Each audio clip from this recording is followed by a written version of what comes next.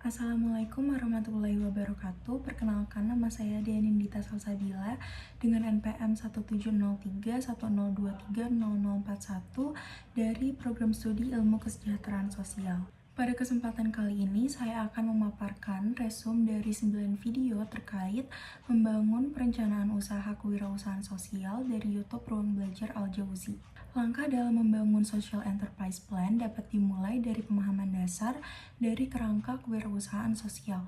Kerangka kewirausahaan sosial bermakna bagaimana upaya pelaku untuk menyelesaikan masalah sosial, mengembangkan potensi sosial, dan juga menyelesaikan masalah sosial. Membangun perencanaan usaha kewirausahaan sosial dimulai dari 3 sumber, yaitu yang pertama, sumber kreasi. Sumber kreasi terbangun dari orientasi kewirausahaan, yaitu keinovasian, keproaktifan, otonomi, pengambilan risiko terukur, serta bagaimana kelanggengan praktik kewirausahaan sosial ditopang oleh 3 sumber dukungan, yaitu dukungan ekonomi, dukungan sosial, dan juga dukungan budaya. Yang kedua, ada sumber dukungan. Sumber dukungan terdiri dari dukungan ekonomi, dukungan sosial, dan dukungan budaya. Ketiga, sumber dorongan yang terdiri dari keyakinan dasar, daya apresiasi, dan daya prediksi yang dikombinasikan dengan sumber kreasi. Gambar berikut merupakan kerangka kerja kewirausahaan sosial. Tersebut menunjukkan bahwa sebuah praktik kewirausahaan sosial dimulai dari identifikasi kondisi awal, fenomena, dan fakta sosial yang ada. Dalam hal ini, kita perlu mulai peduli dan memperhatikan hal tersebut dengan rasa empati. Kita perlu memperhatikan, adakah masalah sosial yang perlu diselesaikan, adakah kebutuhan sosial yang perlu dipenuhi, dan adakah potensi sosial yang perlu dikembangkan. Membangun perencanaan usaha kewirausahaan sosial dimulai dari 3 sumber dorongan, yaitu yang pertama, keyakinan dasar.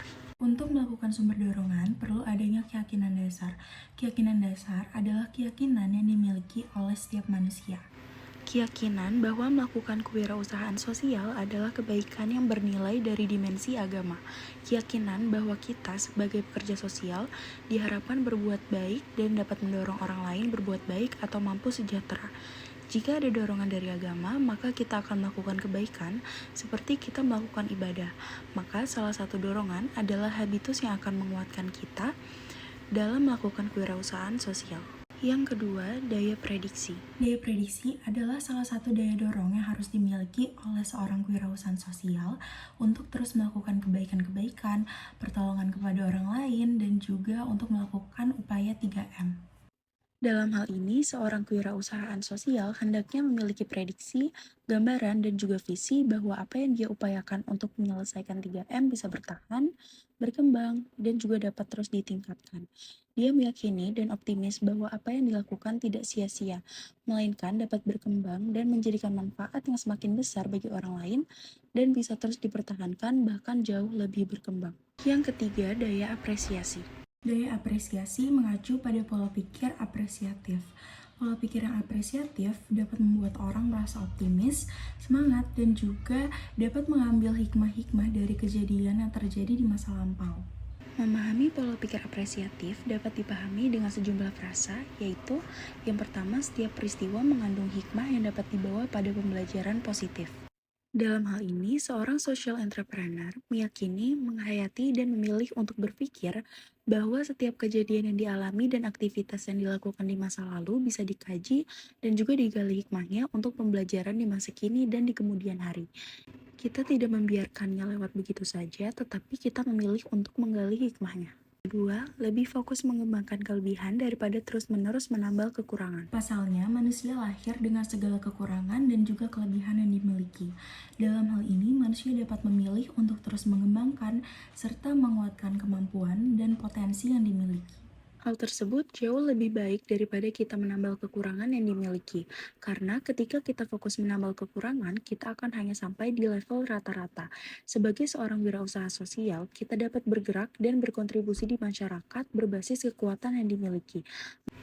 Misalnya, apakah kita suka dengan suasana alam desa atau melakukan aktivitas pemberdayaan dan lain-lain. Selanjutnya, ketika kita mengalami kesulitan, kita dapat mengidentifikasi positive strength yang dibagi dalam beberapa subkategori, yaitu yang pertama, kekuatan di bidang keberanian. Terdapat beberapa orang yang memiliki keberanian, ketekunan, tidak ragu, serta berani untuk mengambil keputusan. Orang calon wirausaha sosial dapat mengambil praktik kewirausahaan sosial berbasis keberanian masing-masing.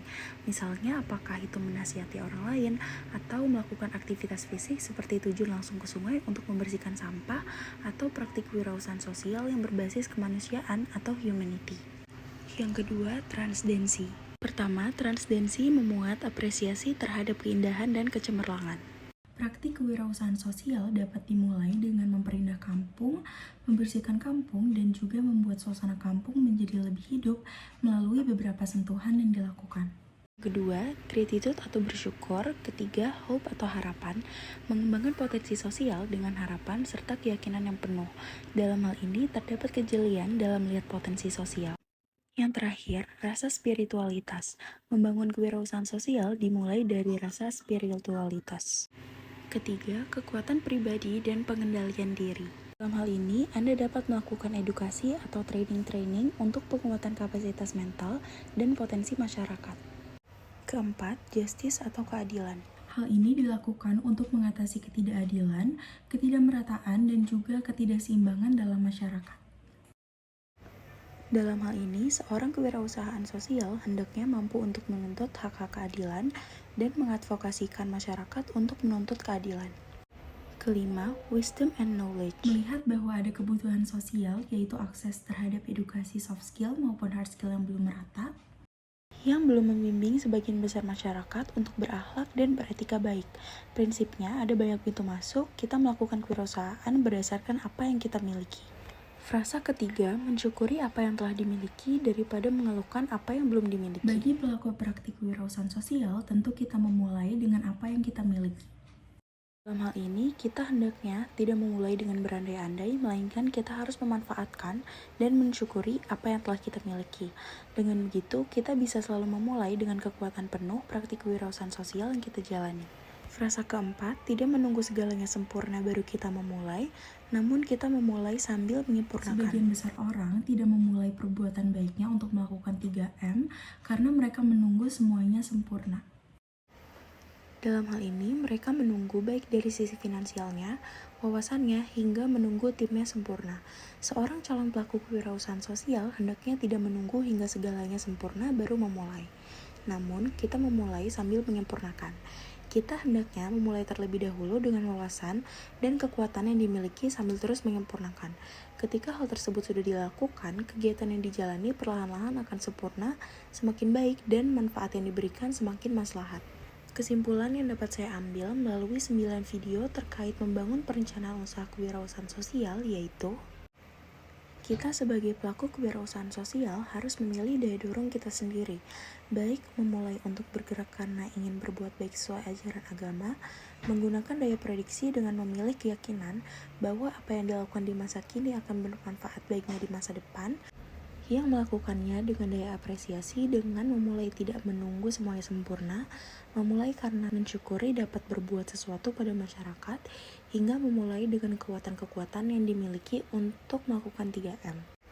Hendaknya kita dapat mendorong diri kita sendiri untuk menjadi manusia yang bermanfaat, menjadi mahasiswa yang sesuai dengan amanah bangsa, yaitu amanah untuk melakukan perubahan guna membangun negeri. Mari kita lakukan kegiatan kewirausahaan sosial dengan daya dorong kita masing-masing.